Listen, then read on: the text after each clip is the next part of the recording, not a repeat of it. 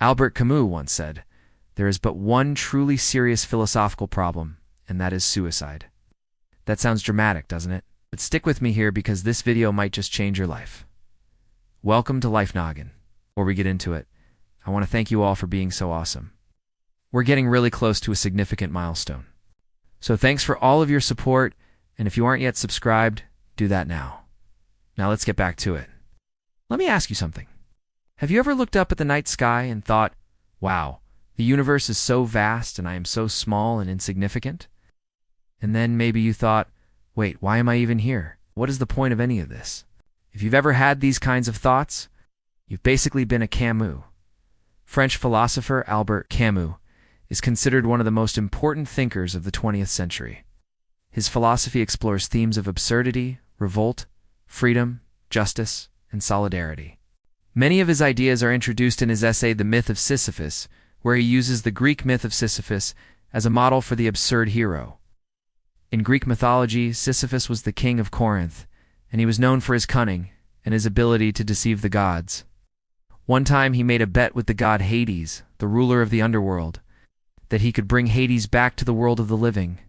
Now, Sisyphus didn't know that Hades was immortal and couldn't die. So when Hades agreed to the bet, Sisyphus chained him up and tricked him. Then he took Hades' throne and became the king of the underworld. Hades was furious and he demanded that Sisyphus be punished. So he condemned Sisyphus to spend eternity pushing an enormous stone up a hill, only to have it roll down every time it neared the top. Camus uses Sisyphus as an example of the absurd hero, someone who rebels against the absurd.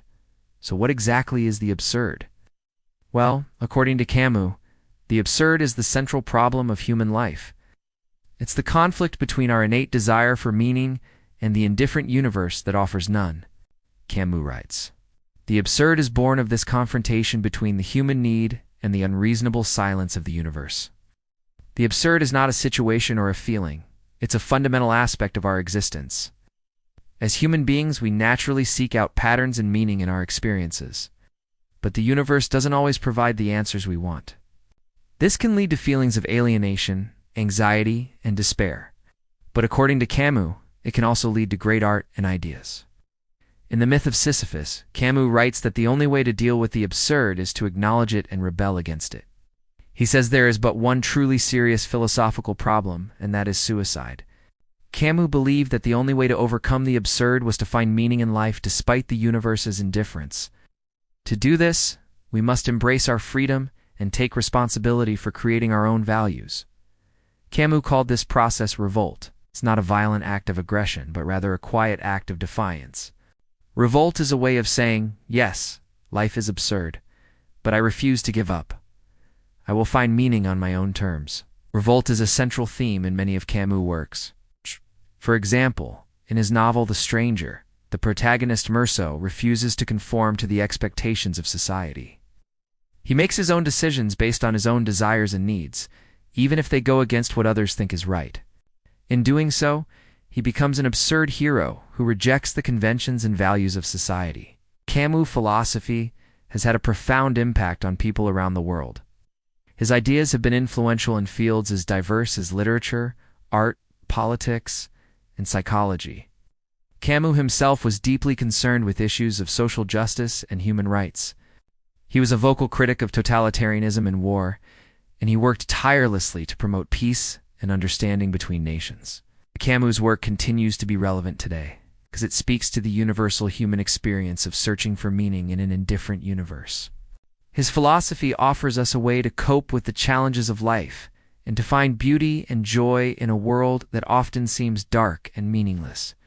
If you're still with me, congratulations, you've just taken a crash course in absurdism. So I'll ask again, what do you think? Have you ever felt that life is meaningless? No. Do you feel like there's no point to anything? So, don't worry, you're not alone. And it's not your fault. It's just the absurd kicking in. So what are you going to do about it? Are you going to give in to the absurdity of life? Or are you going to revolt against it? That's up to you. But whatever you do, just remember that you're not alone.